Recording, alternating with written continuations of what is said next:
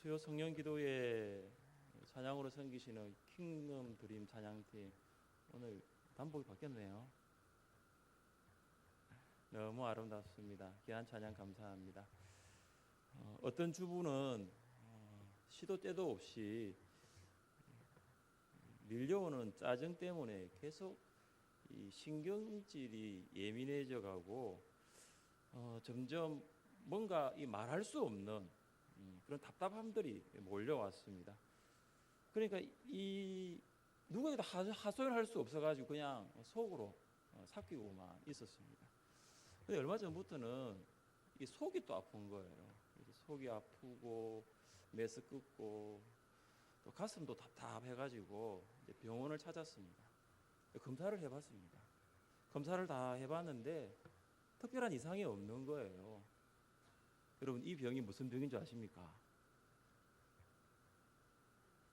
김강재 선생님 뭐라고요? 이 병이 화병입니다.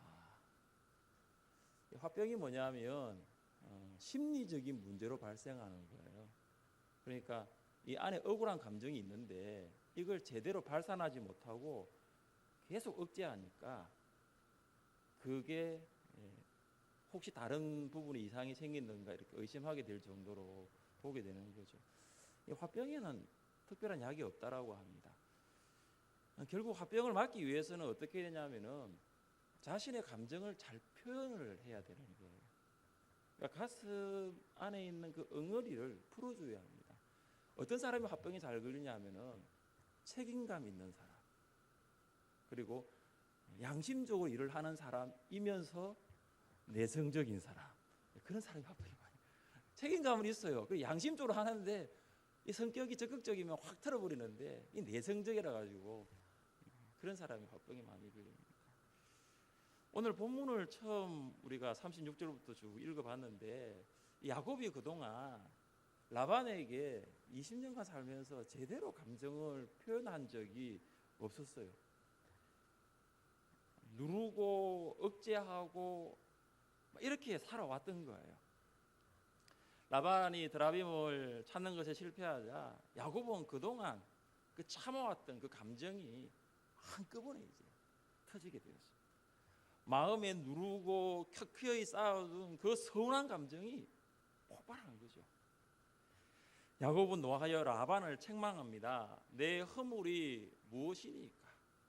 무슨 죄가 있기에 외삼촌께서 내 뒤를 급히 추격하나이까? 라반의 형제들을 동원해서 매일 70km 꽤 긴 그 거리를 매일 걸어가지고 야곱을 뒤를 쫓아왔습니다. 또 라반은 야곱이 마치 도둑인 것처럼 아니면 범죄자인 것처럼 취급하면서 야곱의 장막에 들어가서 샅샅이 그 드라빔이 있는지를 찾아보았습니다. 그러나 발견되지 못했습니다.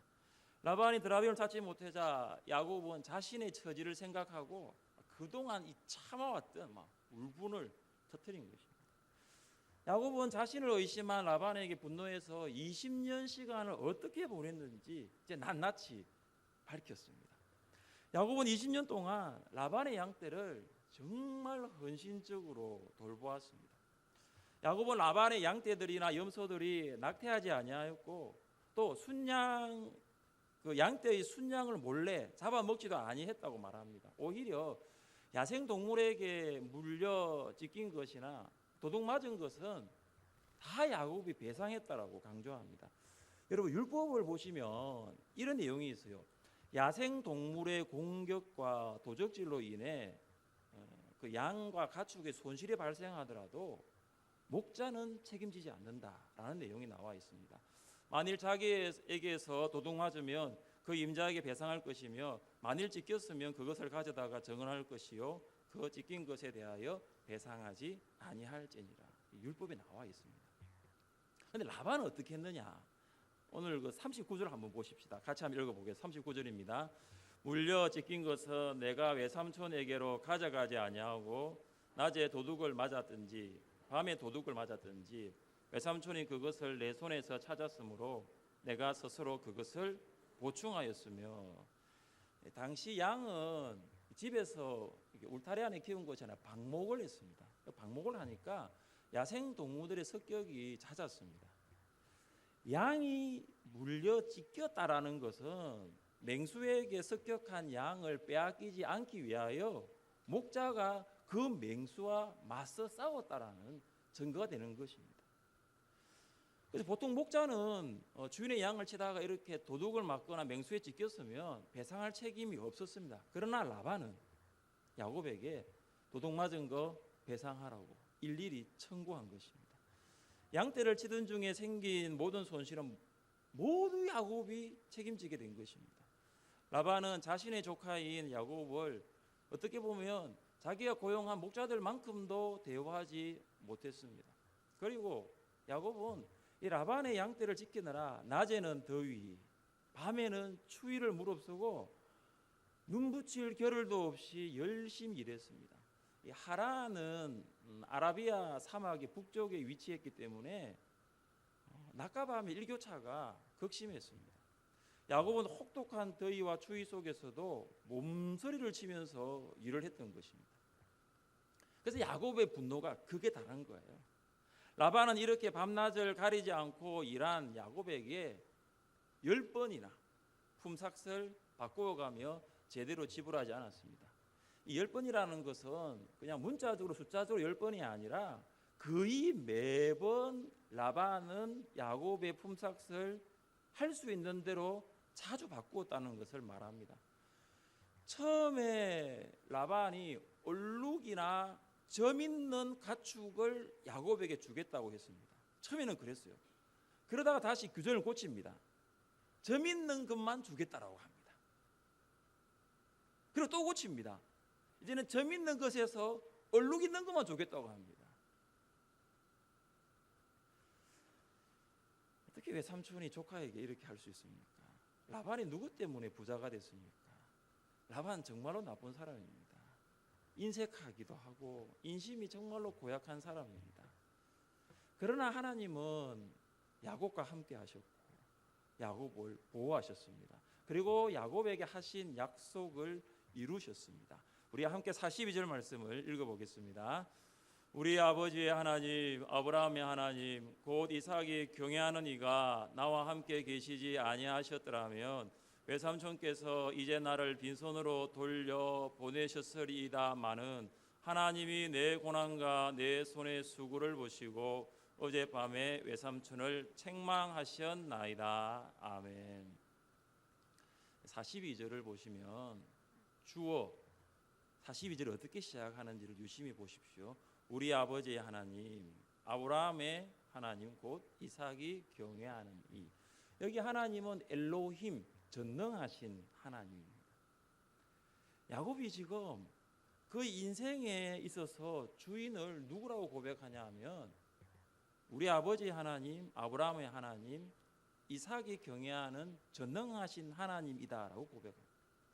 야곱은 그의 아버지와 할아버지의 삶을 인도하셨고 그리고 할아버지 아버지가 경외했던 엘로힘 전능하신 하나님이 바로 내 삶의 주인이라고 고백하고 있습니다. 베델에서 하나님을 만나기 전 야곱 인생의 주인은 야곱이었습니다. 그러나 베델에 하나님을 만나고 하나님이 20년 동안 그와 함께 하셨던 것을 생각할 때에 이제 그의 고백은 내 인생의 주인은 내가 아니라 하나님이시라는 것입니다. 이 고백을 보면 야곱이 인생을 어떻게 해석하고 있는가를 볼 수가 있습니다. 이제 야곱이 인생을 해석할 때 그 중심에 하나님을 두고 있다라는 것을 볼 수 있는 거예요. 야곱은 계속해서 라반에게 이렇게 말을 합니다. 하나님이 내 고난과 내 손의 수고를 보시고 어젯밤에 외삼촌을 책망하셨나이다. 하나님께서 나의 고난과 나의 손의 수고를 감찰하셨다라는 것입니다. 20년 동안 라반은 야곱을 이용하기만 했고 빈털터리로 쫓아내려고 했습니다. 그러나 아브라함과 이삭의 하나님이 야곱의 하나님이 되셨습니다. 그와 함께 하시고 밀린 품삯도 다 받아 나오게 하셨습니다. 야곱은 하나님만이 자신에게 복을 주시고 자신을 지키시는 분이라는 것을 알게 된 것입니다.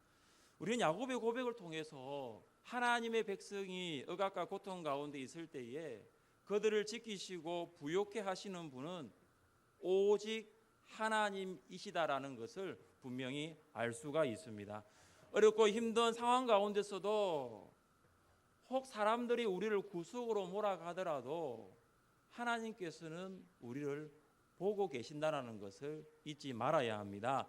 우리가 살아가는 세상과 직장에서 부당하게 대우를 받아도, 불공평하게 판단되어질 때도 하나님께서 우리의 고난과 수고를 보고 계심을 믿어야 합니다.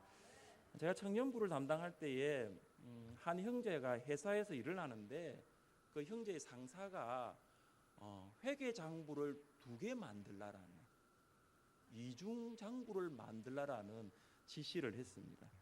형제는 그렇게 하는 것은 신앙 양심상 맞지 않다라고, 나는 그렇게 할 수 없다라고 이야기를 했습니다. 사실 그 일 때문에 이 형제하고 상사의 사이가 갈등이 시작되고 그 갈등의 골은 점점 깊어져만 갔습니다. 상사가 안 나가니까 결국은 형제가 내가 퇴사를 해야 되겠다 결정을 하는 순간까지 가게 되었습니다. 이제 형제가 아침에 출근하면서 오늘은 내가 사표를 제출해야겠다 마음을 먹었다라고 합니다. 그런데 출근 후에 형제를 그렇게 괴롭혔던 상사의 비리가 전날 회사 감사팀에서 발각되어 퇴사했다라는 소식을 듣게 되었습니다.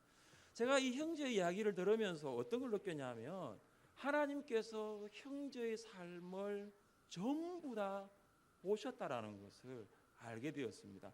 시편 성도의 고백입니다. 이스라엘은 이제 말하기를 여호와께서 우리 편에 계시지 아니하셨더라면 우리가 어떻게 하였으랴.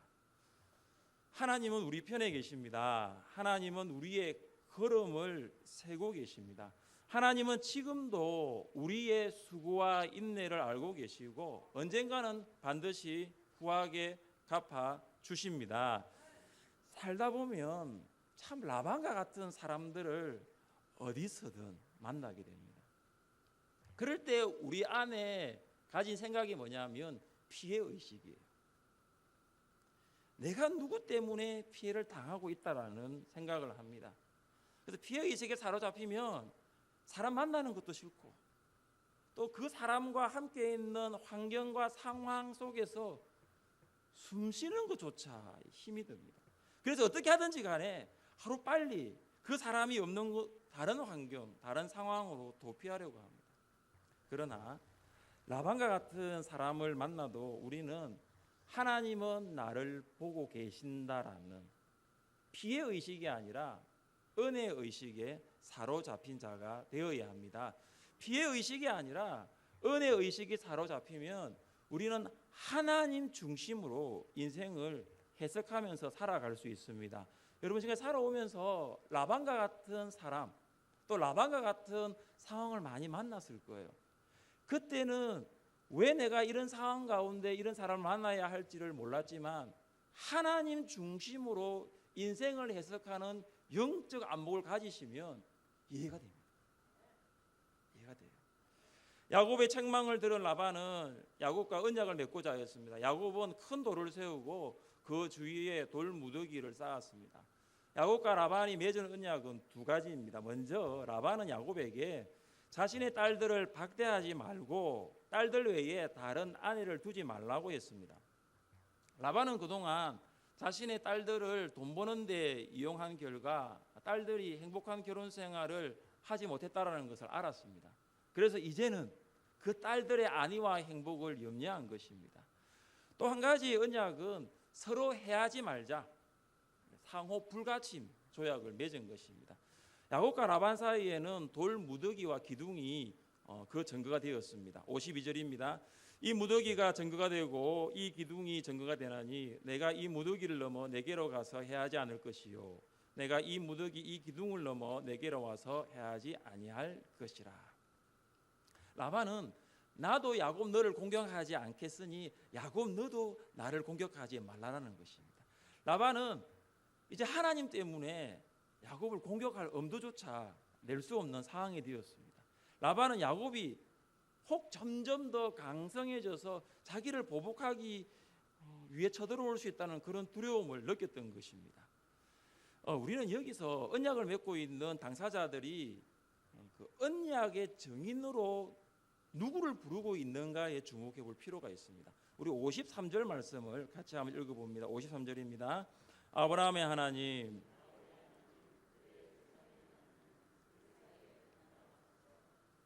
야곱이 그의 아버지 이삭이 경외하는 일을 가리켜 맹세하고, 사실 이 52절 앞에서 쭉 읽어와야 연결이 되는데요. 이 52, 3절을 보시면 이 우리가 그동안 들었던 거와는 좀 다른 내용들을 알 수 있어요.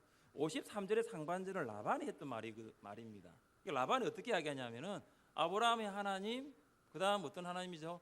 나홀의 하나님. 보통 아브라함의 하나님 하면 이삭의 하나님 나오거든요. 근데 라반은 아브라함의 하나님하고 나홀의 하나님이 우리 사회를 판단해 달라고 했습니다. 라반은 나홀의 하나님을 불렀어요. 나홀은 데라의 아들이고 데라의 아들이고 아브라함의 형입니다. 나홀이 섬기는 신은 아브라함이 섬긴 여호와 하나님이 아니었습니다. 나홀은 아버지 데라와 같이 이방 신을 섬겼던 사람이었습니다. 교인들 가운데 라반과 같이 말을 하는 사람이 있습니다. 아브라함의 하나님, 나홀의 하나님도 섬기고 우상도 섬기는 거예요. 하나님도 섬기고 때로는 돈이 하나님이 되고, 하나님도 섬기고 실력이 하나님이 되고, 하나님도 섬기고 몸도 배도 하나님이 되는 것입니다. 여러분, 제가 배가 하나님이 된다는 말이 좀 이상하게 들릴 수 있을지 모르겠지만 사도 바울은 빌립보서에서 이렇게 말했습니다. 여러 사람들이 그리스도의 십자가의 원수로 행하느니라. 그들의 마침은 멸망이요 그들의 신은 배요. 이 배가 어떤 배인지 아십니까? 방어진 앞바다에 떠 있는 배가 아니고요, 우리 몸에 있는 배, 이 배를 말합니다. 십자가를 원수처럼 생각하는 사람들은 십자가에 관심이 없어요. 그들의 관심은 오직 몸이고 배입니다. 몸으로 하나님을 섬기는 대신 음식의 모든 시간을 빼앗겨 폭식하고 무절제한 삶을 사는 것입니다. 몸으로 하나님을 섬기는 대신 몸을 신처럼 숭배하고 탐욕대로 방종하는 자들입니다. 하나님이 우리에게 몸을 주신 이유는 성령이 거하시는 전으로 주셨습니다. 몸은 하나님의 성전입니다. 몸으로 하나님을 섬겨야 합니다. 함께 말씀을 읽어보겠습니다. 너희 몸은 너희가 하나님께로부터 너희 가운데 계신 성령의 전인 줄 알지 못하느냐. 너희는 너희 자신의 것이 아니라 값으로 산 것이 되었으니 그런즉 너희 몸으로 하나님께 영광을 돌리라. 아멘. 우리 몸은 우리 자신의 것이 아니라 하나님의 것입니다. 하나님의 성전입니다. 사람들은 이야기를 합니다. 자기 몸으로 원하는 것은 마음껏 할 수 있는 권리가 우리에게는 있다라고 말을 합니다. 그리고 그것을 이야기합니다. 자유라고. 그 자유 아닙니다. 욕망의 노예입니다. 우리 몸은 우리 소유가 아니라 하나님이 예수 그리스도의 보혈로 우리 몸을 사신 것입니다. 그래서 우리는 우리 몸으로 하나님께 영광을 돌려야 합니다. 몸은 하나님의 것이 아니라 하나님께 영광을 돌리는 거룩한 도구입니다.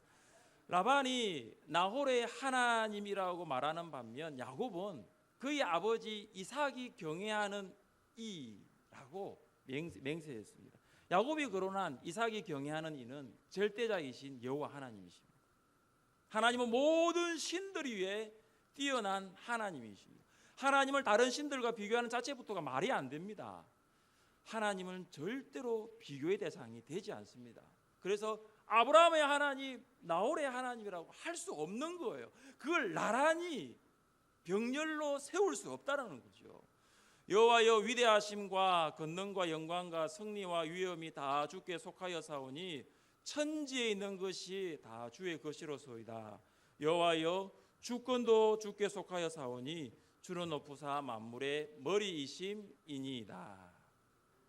우리가 믿는 하나님 어떤 분이십니까? 위대하시고 권세와 능력을 가지시고 영광과 승리와 존귀가 충만하신 하나님이에요. 천지에 있는 모든 것의 주인은 하나님이십니다. 야곱이 그것을 알았습니다. 야곱은 바단 아람 하란에 오기 전까지는 하나님 어떤 분이신가를 몰랐지만 20년 동안 그는 하나님이 어떤 분이신가를 분명히 알았기 때문에 외삼촌 라반과 언약할 때에도 하나님의 이름을 걸고 언약한 것입니다. 야곱은 모든 상황을 살피시는 하나님을 의지했습니다. 야곱이 믿고 고백했던 하나님은 야곱의 상황을 역전시키시고 야곱의 인생을 새롭게 하시는 하나님이셨습니다. 우리도 라반과 같은 사람과 또 라반과 같은 상황을 만나더라도 우리 인생을 하나님 중심으로 해석하는 영적 안목이 있어야 합니다.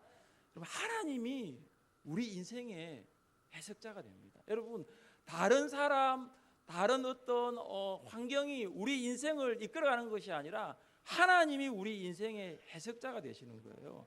하나님 중심으로 인생을 해석해 보십시오. 우리는 그 인생 안에서 새로운 일을 행하시는 하나님을 다시 만나게 될 것입니다. 여러분의 인생 가운데 새로운 일을 행하실 하나님을 기대하며 살아갈 수 있기를 주님의 이름으로 부탁드립니다.